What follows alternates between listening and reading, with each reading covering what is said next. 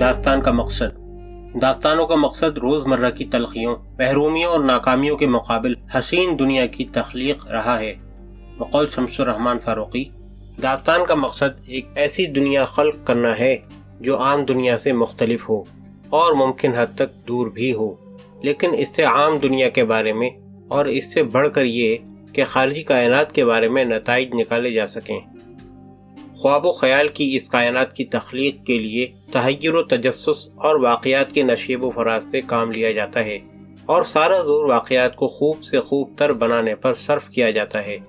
معاشرتی، سماجی اور سیاسی نقطہ نظر سے دیکھا جائے تو کل کے انسان نے اپنے احساس تنہائی اور احساس محرومی کی کوفت اور اس سے پیدا ہونے والے ذہنی تناؤ کو ختم کرنے کی غرض سے داستان سرائی کا سہارا لیا تھا۔ نسخہ مجرب تھا، کارآمد ہوا، اور پھر دھیرے دھیرے ذہنی آسودگی، جسمانی تکان سے نجات، تکلیف دہ حالات سے وقتی فرار کے لیے داستان سب سے مؤثر وسیلہ بن گیا۔ عقل و خرد کی کارفرمائیوں نے ایسے ایسے پیچیدہ مسائل چٹکیوں میں حل کر دیے کہ ذہن حیران و پریشان اور سامعین ششدر ہو گئے۔ خیالات کی بلند پروازی، مافوق الفطرت عناصر کی تحیر خیزی اور زبان و بیان کی رنگینی نے داستان کو بام عروج پر پہنچا دیا۔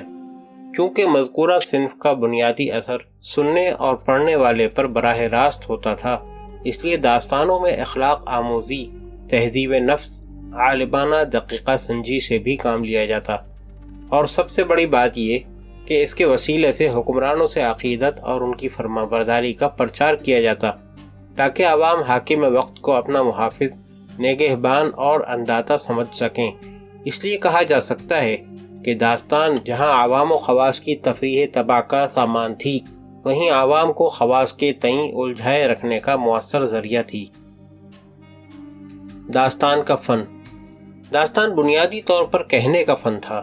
اچھے داستان گو کی یہ خوبی ہوتی تھی کہ وہ قصے کے نازک سے نازک موڑ پر اپنی قوت اختراع کی بدولت سامعین میں دلچسپی اور تجسس برقرار رکھے، موقع و محل کے اعتبار سے اس کو اس طرح مختصر کر دے یا طول دے کہ سننے والے پر بار خاطر نہ ہو، بلکہ اٹھتے وقت وہ حشاش بشاش ہو مگر ذہن شش و پنج میں مبتلا ہو۔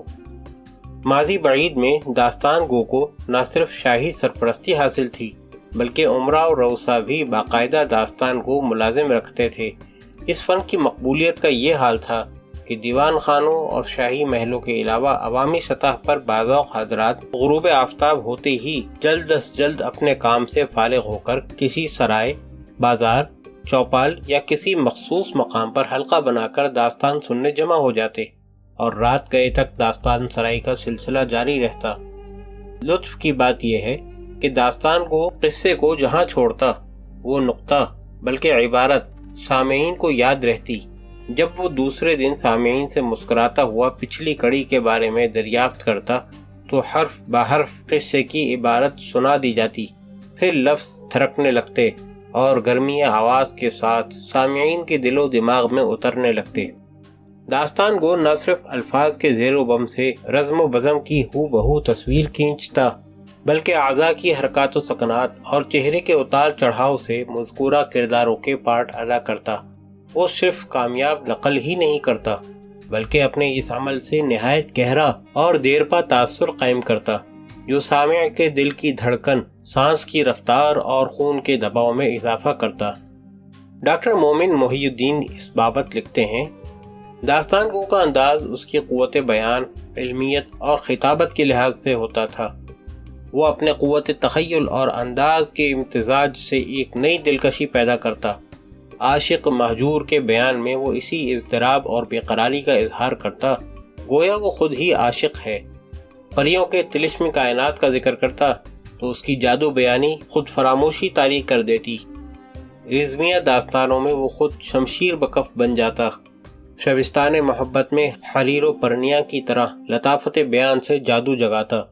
ذہنی اور جذباتی کیفیتوں کی عکاسی چہرے کے اتار چڑھاؤ سے کرتا۔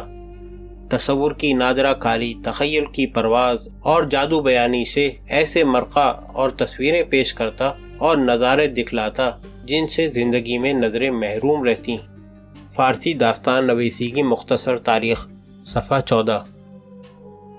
داستانوں سے عوامی دلچسپی اور انہماک کا یہ حال تھا کہ جن قصبات میں داستان گو نہیں ہوتے تھے وہاں کوئی پڑھا لکھا شخص کسی قلمی نسخے کو لے کر مجمع کے بیچ بیٹھ کر اس طرح پڑھنا شروع کرتا کہ محویت کا عالم طاری ہو جاتا، اور پھر یہ سحر زدہ ماحول سامعین کو ایک ایسی جذباتی دنیا کی سیر کراتا جو روزمرہ کی کرخت دنیا سے بالکل مختلف ہوتی۔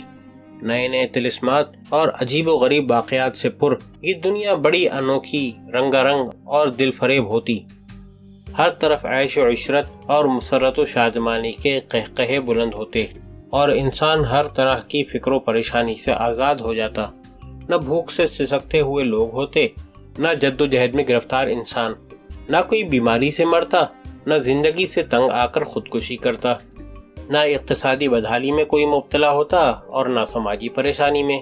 غرض بڑی عجیب و غریب یہ دنیا ہوتی جو حقائق سے جدا، ریت کے تونوں پر کھڑی، رعنائیوں سے بھرپور، جادوگروں، نجومیوں، جوتشوں اور جن و پری سے آباد ہوتی۔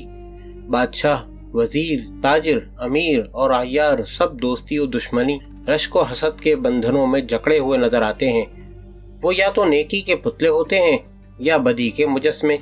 ان کے یہاں ہر چیز اپنی انتہا پر ہوتی، نیکی و بدی، شرافت و خباثت، بہادری و بزدلی، محبت و نفرت، ہر چیز کی معراج بلند سے بلند اور پست سے پست۔ یہاں ایسے واقعات ظہور پذیر ہوتے ہیں جن کا اس سے پہلے کوئی نام و نشان بھی نہ ہوتا، اور سب سے بڑی بات یہ کہ فتح ہمیشہ نیکی کی ہوتی جسے انسانی ذہن فی الفور قبول کر لیتا۔ داستان دراصل زندگی اور اس کی حقیقتوں سے فرار کا دوسرا نام ہے۔ خواہشات کی تکمیل جب حقیقی عنوان سے نہ ہو پاتی تو تخیل کے سہارے ان کو پورا کرنے کی کوشش کی جاتی۔ اسی لیے عہد ماضی میں جب انسان اپنے خیالات سے چھٹکارا حاصل کرنا چاہتا تو عموماً داستانوں کی دنیا میں پہنچ کر ذہنی اور قلبی سکون حاصل کرتا، کیونکہ یہاں اس کی تشنہ آرزوئیں پوری ہوتیں۔ وہ ہواؤں کے دوش پر پراسرار وادیوں میں پرواز کرتا اور نرم و نازک لمس کو محسوس کرتا۔ اس پناہگاہ میں اپنے اوپر ایک ایسی خود فراموشی کی کیفیت طاری کر لیتا کہ اپنے حالات سے قطعی بیگانہ ہو کر ایک ایسے جہاں میں پہنچ جاتا جہاں تک اس کی پرواز ممکن نہ رہی ہو۔